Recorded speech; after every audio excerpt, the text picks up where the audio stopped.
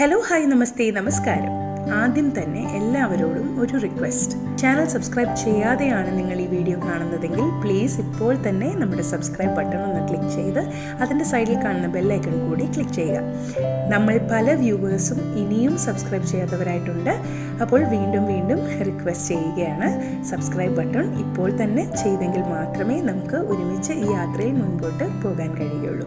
അമ്മയുടെ വീട്ടിൽ സ്ഥിരമായി ഉണ്ടാക്കുമായിരുന്ന ഒരു ഡിഷാണ് അമ്മ നമുക്ക് ഇന്ന് പരിചയപ്പെടുത്തുന്നത്. മുട്ട കൊണ്ടുള്ള ഒരു അവിയൽ. അമ്മയുടെ സ്പെഷ്യൽ അവിയൽ റെസിപ്പി നേരത്തെ അപ്ലോഡ് ചെയ്തിട്ടുണ്ട്. കാണാത്തവർ തീർച്ചയായും കാണുക. അതിൽ നിന്നും തികച്ചും വ്യത്യസ്തമായ ഒരു റെസിപ്പിയാണിത്. വീഡിയോസ് മുഴുവനായി തന്നെ കാണണം. അപ്പോൾ നമുക്ക് അമ്മയുടെ ഇന്നത്തെ സ്പെഷ്യൽ മുട്ട അവിയൽ കണ്ടിട്ട് വരാം. മുട്ട അവിയൽ തയ്യാറാക്കാനുള്ള ഇൻഗ്രീഡിയൻസ് ഒക്കെ നമുക്ക് നോക്കാം. ഒരു 6 മുട്ട ഞാൻ പുഴുങ്ങി എടുത്ത് വെച്ചിട്ടുണ്ട്. ഇതിനെ ഒന്ന് സ്ലൈസ് ചെയ്തതിന് വേണം നമുക്ക് അവിയലിലേക്ക് ചേർത്ത് കൊടുക്കാനായിട്ട്. 1 ടീസ്പൂൺ മഞ്ഞൾപ്പൊടി വേണം. ഒരു 10 പച്ചമുളക് എടുത്തിട്ടുണ്ട്. ആവശ്യത്തിനുള്ള ഉപ്പ് വേണം. 2 ടേബിൾ സ്പൂൺ പച്ചക്കൊത്തമല്ലി, വറുക്കാത്ത മല്ലിയാണിത്. ഈ ഒരു മല്ലിയാണ് നമ്മുടെ ഈ അവിയലിൻ്റെ ടേസ്റ്റ് നൽകുന്നത്. ശരിക്കും മല്ലിപ്പൊടി ചേർത്ത ആ ഒരു സ്വാദൊന്നും കിട്ടത്തില്ല കേട്ടോ. ഇതുപോലെ പച്ചക്കൊത്തമല്ലി തന്നെ നോക്കി എടുക്കാനായിട്ട് ശ്രദ്ധിക്കണം. 1/2 ടീസ്പൂൺ സാദാ മുളക് പൊടി.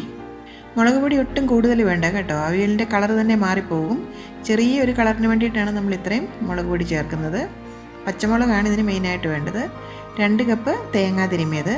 ഇതുപോലെയുള്ള ഈ ഒരു കപ്പിൽ 2 കപ്പാണ് ഞാൻ എടുത്തിട്ടുള്ളത്. 2 മീഡിയം സൈസ് പൊട്ടാറ്റോ അത് ഇതുപോലെ അങ്ങ് അരിഞ്ഞു വെച്ചിട്ടുണ്ട്.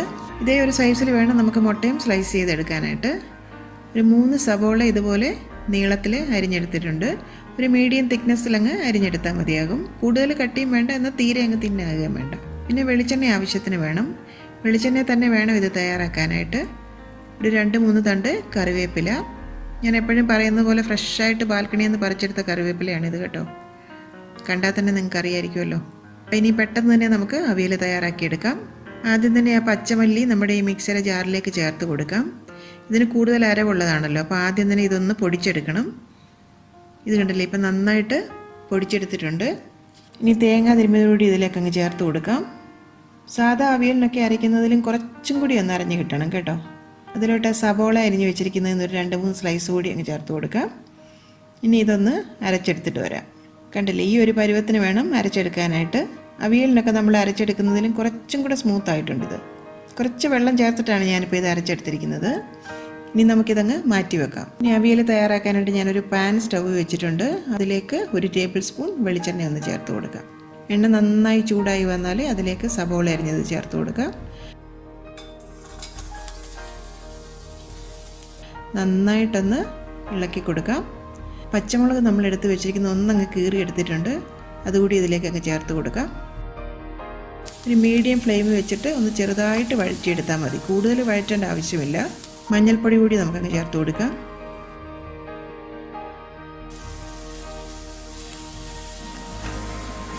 പൊട്ടാറ്റോ അരിഞ്ഞ് വെച്ചിരിക്കുന്നതോടെ നമുക്കതിലേക്ക് ചേർത്ത് കൊടുക്കാം.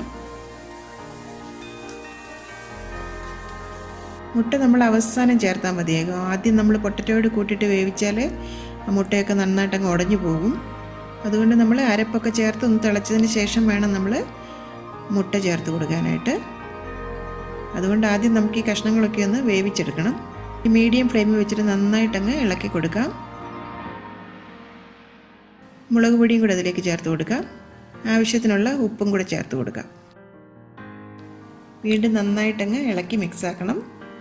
ഞങ്ങളുടെയൊക്കെ ചെറുപ്പത്തിൽ സ്ഥിരമായിട്ട് ഞങ്ങളുടെ വീട്ടിലുണ്ടാക്കുമായിരുന്ന ഒരു കൂട്ടാനാണിത്. ശരിക്കും എല്ലാവർക്കും ഇഷ്ടമായിരുന്നു. അച്ഛനും അമ്മയ്ക്കും ചേച്ചിമാർക്കും അനിയത്തിക്കും എല്ലാവർക്കും ഒരുപോലെ ഇഷ്ടമുള്ള ഒരു കറിയായിരുന്നിത്. അതുകൊണ്ട് ഈ ഒരു അവിയലൊക്കെ വെക്കുമ്പോൾ എനിക്ക് ഒത്തിരി മെമ്മറീസ് ഉണ്ട് ശരിക്കും പറഞ്ഞു കഴിഞ്ഞാൽ. ഇതിപ്പോൾ കഷ്ണമൊക്കെ ഒന്ന് വാടി വന്നിട്ടുണ്ട്. ഇത്രയും മതിയാകും, കൂടുതൽ വഴറ്റേണ്ട ആവശ്യമില്ല. 2-3 തണ്ട് കറിവേപ്പിലയും കൂടെ അതിലേക്ക് ചേർത്ത് കൊടുക്കാം. ഇനി നമുക്ക് ഈ പൊട്ടറ്റോ ഒക്കെ ഒന്ന് വെന്ത് വരാനായിട്ട് ഒന്നങ്ങ് അടച്ച് വെക്കാം. ഒരു 5 മിനിറ്റ് ഒന്ന് അടച്ച് വെച്ച് വേവിക്കാം. വെള്ളം ഒന്നും ചേർക്കേണ്ട ആവശ്യമില്ല. ഇപ്പോൾ ഒരു 5 മിനിറ്റ് കഴിഞ്ഞിട്ടുണ്ട്. നമുക്കൊന്ന് തുറന്ന് നോക്കാം. നന്നായിട്ട് വീണ്ടും ഒന്ന് ഇളക്കി കൊടുക്കാം. ഇപ്പോൾ കിഴങ്ങൊക്കെ ഒന്ന് വെന്ത് വന്നിട്ടുണ്ട്, കണ്ടില്ലേ, ആവശ്യത്തിന് വെന്തിട്ടുണ്ട്. എന്നാൽ കൂടുതലങ്ങ് വെന്തുടഞ്ഞ് പോകാനും പാടില്ല. ഇതിലേക്ക് ഇനി നമുക്ക് അരപ്പ് ചേർത്ത് കൊടുക്കാം. ആ ജാറിലുള്ള അരപ്പൊക്കെ കുറച്ച് വെള്ളം ഒഴിച്ചൊന്ന് കഴുകി ഇതിലേക്ക് അങ്ങ് ഒഴിച്ചു കൊടുക്കാം. കൂടുതൽ വെള്ളമാകാനും പാടില്ല കേട്ടോ. കൂടുതൽ വെള്ളമായി കഴിഞ്ഞാൽ നമ്മുടെ അവിയൽ ഒത്തിരി ലൂസായി പോകും. ഒന്നങ്ങ് പെരണ്ടിരിക്കാനേ പാടുള്ളൂ. ഉപ്പൊക്കെ നമുക്കൊന്ന് ചെക്ക് ചെയ്ത് നോക്കാം. ഉപ്പ് ആവശ്യത്തിനുണ്ട്, എങ്കിലും കുറച്ചും കൂടെ മുമ്പോട്ട് നിൽക്കണമെന്ന് എനിക്ക് തോന്നുന്നു. നമ്മൾ കിഴങ്ങൊക്കെ ഇട്ടിരിക്കുന്നതുകൊണ്ട് ആ ഉപ്പൊക്കെ പെട്ടെന്ന് അങ്ങ് വലിച്ചെടുക്കുമല്ലോ. അപ്പോൾ കുറച്ച് ഉപ്പും കൂടെ നമുക്ക് ചേർത്ത് കൊടുക്കാം. കുറച്ച് കുറവായിട്ട് എനിക്ക് തോന്നുന്നുണ്ട്. ഒന്നും കൂടി അതങ്ങ് അടച്ച് വെച്ചിട്ട് ഒരു 2-3 മിനിറ്റ് നമുക്കൊന്ന് വെയിറ്റ് ചെയ്യാം. അരപ്പൊക്കെ ഒന്നങ്ങ് ആവി കയറി വരണം. കൂടുതലങ്ങ് തിളയ്ക്കേണ്ട ആവശ്യമില്ല, ചെറുതായിട്ടൊന്ന് ആവി കയറി പോകണം. ഇനി നമുക്ക് ഈ ഒരു സമയത്ത് ഇതിലേക്ക് ആ മുട്ടയുടെ കഷ്ണങ്ങളങ്ങ് ചേർത്ത് കൊടുക്കാം. മുട്ടയൊക്കെ ഞാൻ ഇതുപോലെ ഒന്ന് 4ആയിട്ടങ്ങ് സ്ലൈസ് ചെയ്തെടുത്തിട്ടുണ്ട്. അധികം ഉടഞ്ഞു പോകാതെ പതുക്കെ വേണം ചേർത്ത് കൊടുക്കാൻ.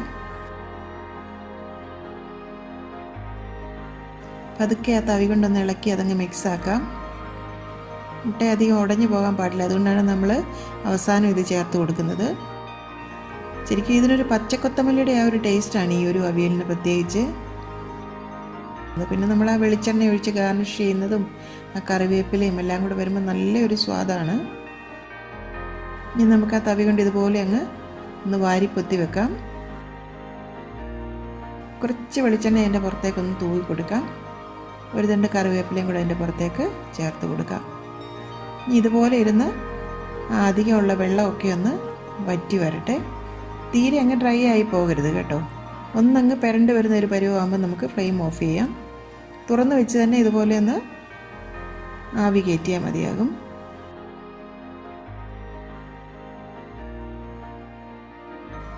കണ്ടില്ലേ, ഇതിപ്പോൾ കറക്റ്റ് ഒരു പരുവമായിട്ട് വന്നിട്ടുണ്ട്. അതൊക്കെ ഒന്ന് ഇളക്കി കൊടുക്കാം. കണ്ടില്ലേ, ഇതാണ് അതിൻ്റെ കറക്റ്റായിട്ടൊരു പരുവം.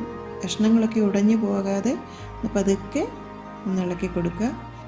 ഒരു 3-4 തണ്ട് കറിവേപ്പിലയും കൂടെ വീണ്ടും ഇട്ട് കൊടുക്കുക. ഒരു ടീസ്പൂൺ വെളിച്ചെണ്ണയും കൂടെ അതിൻ്റെ പുറത്തേക്കൊന്ന് തൂവി കൊടുക്കുക. അപ്പം നമ്മുടെ വളരെ സ്വാദിഷ്ടമായ മുട്ട അവിയൽ തയ്യാറായിട്ടുണ്ട്. തീർച്ചയായും ഈ ഒരു റെസിപ്പി നിങ്ങൾ വീട്ടിൽ ട്രൈ ചെയ്ത് നോക്കണം. ചോറിൻ്റെ കൂടെ നല്ല സൂപ്പർ കോമ്പിനേഷനാണ് കേട്ടോ. ചപ്പാത്തിയുടെ കൂടെയും വളരെ നല്ലതാണ്. മല്ലിപ്പൊടിയൊന്നും ചേർത്ത് തയ്യാറാക്കി ഈ ഒരു സ്വാദ് കിട്ടില്ല കേട്ടോ. ഇനി നമുക്കിതൊന്ന് അടച്ചു വെക്കാം. ഒരു 10 മിനിറ്റിന് ശേഷം നമുക്കിത് സെർവിങ് ബൗളിലേക്ക് ചൂടോടുകൂടി തന്നെ സെർവ് ചെയ്തെടുക്കാം.